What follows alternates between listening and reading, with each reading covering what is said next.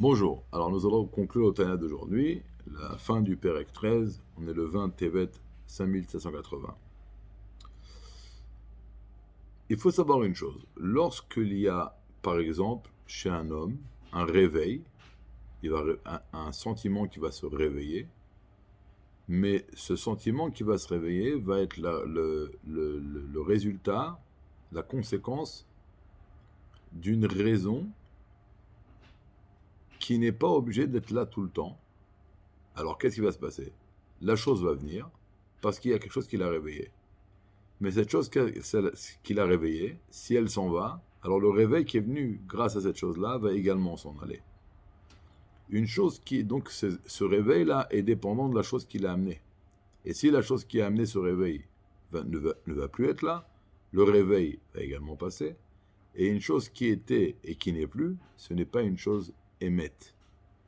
Émette, c'est une chose qui est éternelle. C'est pour ça que Emet, dans l'alphabet, le Talmud de Jérusalem dit que c'est la première lettre de l'alphabet, celle du milieu, dans les lettres, le même, et le Tav, la dernière lettre. Parce que le Emet, ça reste tout le temps le Emet.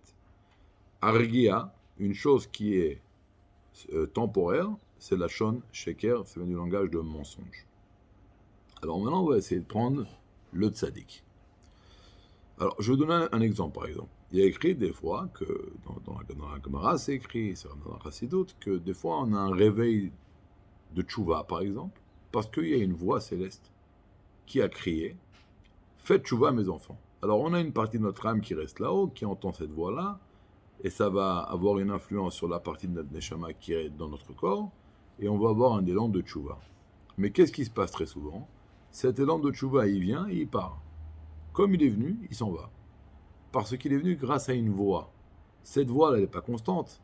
Elle s'arrête à un moment donné. Quand elle s'arrête, le réveil qui est venu, qui est le résultat de cette voix, va également partir comme il est venu.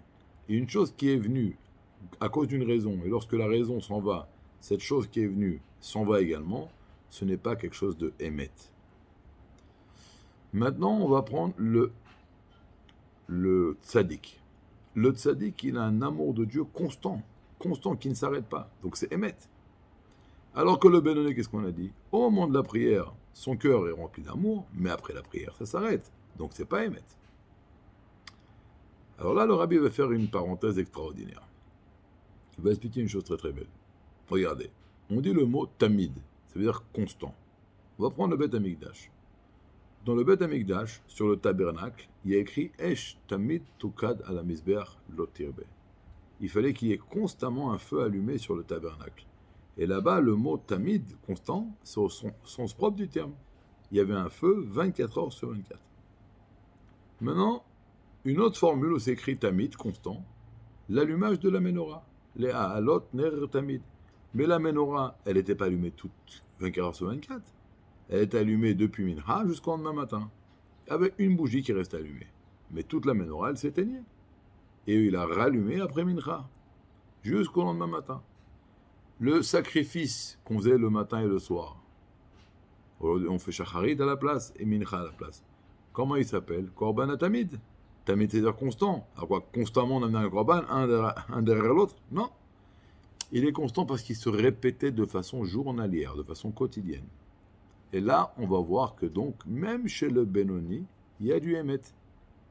Parce que le Benoni, qu'est-ce qu'il fait? C'est vrai qu'après la prière, son amour s'en va. Parce qu'il n'est plus en train de réflexionner sur la médiée, sur la divinité.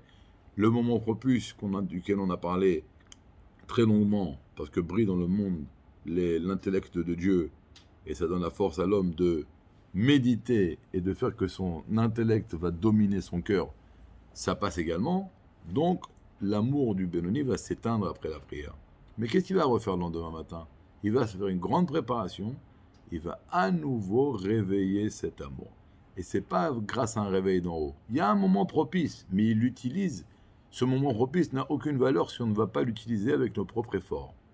Et le Benoni, effectivement, fait les efforts personnels pour utiliser ce moment propice, et il développe de façon journalière, avec un grand travail et beaucoup d'efforts, un amour extraordinaire pour Akadosh Baruch Hu.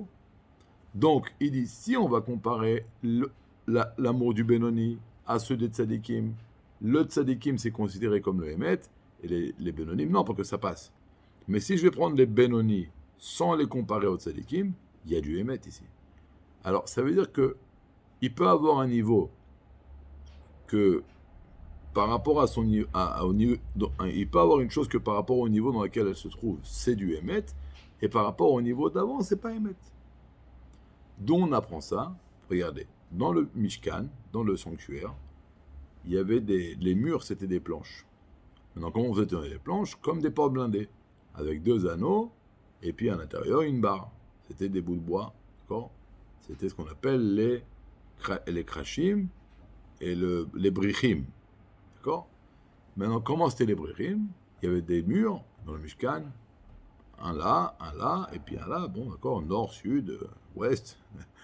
Maintenant, les bouts de bois, leur longueur, elle était la moitié du mur. Donc il y avait un bout de bois, encore un bout de bois, encore un bout qui tenait les planches. Celui du milieu, on le rentrait, et par un grand miracle, il se courbait, et il faisait tout le tour du sanctuaire. On dit que c'était le bâton de Yaakov, d'ailleurs. Non, c'est pas écrit dans les Midrashim, c'est écrit que c'est le bâton de Yaakov. Vous savez pourquoi Yaakov? Yaakov, c'est le Emet. Titen Emet le Yaakov. C'est quoi le Emet? Regardez. Le Emet, il ne s'arrête pas. Le Emet, une chose qui s'arrête au milieu, c'est plus Emet. Alors, vous savez, on dit en mensonge, Kozev. Et vous savez que pour se purifier, à l'époque, avec de l'eau, pour purifier, par exemple, pour la vache rousse, il fallait de l'eau Memayan. D'accord? Maïm Chaim. Et il y a des fleuves qu'une fois tous les 7 ans, ils sèchent. Eh bien, eux, on n'a pas le droit de prendre de l'eau de chez eux. Vous savez comment ils sont appelés, ces fleuves qui sèchent une fois tous les 7 ans? Ils sont appelés des fleuves de mensonges. Que si tu t'arrêtes, le Emet, ça ne s'arrête pas. La Torah, c'est Emet, Dieu, c'est Emet, ça ne s'arrête pas. Alors, regardez. Abraham est sorti de lui Ishmaël. Yitzhak est sorti de lui Esav. Yaakov, toute sa descendance, elle est parfaite, parce que le Emet, il ne s'arrête pas. Et donc, on voit que le Emet, il peut transcender tous les niveaux. Et ça, c'est le Emet du Benoni. Donc, il y a le Emet du Tzadik, et ce Emet-là, il transcende, et il va également pénétrer le Benoni. Et donc, le Benoni, chouve, sans le comparer au Tzadik, il y a quelque chose de Emet. Parce qu'il peut avoir un niveau que si on compare au niveau qui est supérieur à lui, il n'est pas comparé comme une chose de Emet, mais si on le prend à lui sans le comparer à un niveau qui est au-dessus de lui, il y a du Emet. C'est ce que l'Admor Haken termine dans le Tanya. Il ramène là-bas qu'il y a des grands niveaux. On dit que d'ici jusqu'au premier ciel, il y a 500 ans, c'est des niveaux spirituels. Et après, il y a 7 cieux. Entre chaque cieux, il y a 500 ans. Chaque cieux, c'est 500 ans. Donc, c'est des niveaux infinis de divinité. Et au-dessus de tout ça, il y a des anges qui s'appellent des Chayot HaKodesh. Et ces anges-là, ils ont des pieds. Et on dit que les pieds des anges, ils sont plus hauts que tous les niveaux qui sont en dessous d'eux. Tous ces 500 ans-là, 7 fois et encore, les pieds des anges, des Chayot HaKodesh, c'est plus élevé que tous ces niveaux-là. Donc, qu'est-ce qu'on voit? Et donc, plus que ça, on dit que les pieds des anges, des Chayot HaKodesh, c'est plus haut que la tête le début de tout le niveau qui vont après en dessous, donc les 7 cieux avec tout le niveau de 500 ans. Donc, qu'est-ce qu'on voit de là? On voit de là que si maintenant je vais prendre un niveau sans le comparer à une chose qui est au-dessus de lui, waouh, c'est extraordinaire. Si je compare à une chose qui est au-dessus de lui, c'est déjà moins fort. Pareil. Si je compare le travail du Benoni à celui du Tzadik, le Tzadik c'est Emet et le Benoni c'est pas Emet. Mais si je prends le travail du Benoni en lui-même, il y a du Emet. Donc, conclusion, c'est quoi le Emet? C'est l'assiduité. C'est une chose qui va se répéter de façon au moins quotidienne. On va avoir une atmada, le Emet. Emet, c'est Aleph, Mem, Tav. C'est le début, le milieu et la fin. Quelque chose de Emet, il ne s'arrête pas. C'est pour ça que la véritable définition du Emet, c'est sur Hashem Itbarach, Hashem Emet, parce que Dieu, il a toujours été, il est là, il sera toujours là. Et la Torah, elle est Emet, ce sera toujours la même Torah.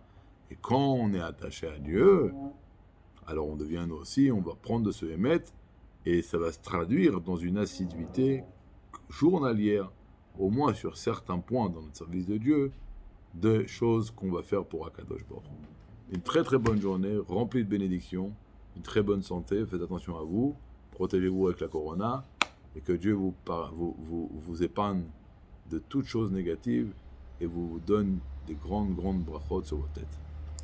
Kol Tov, une bonne journée.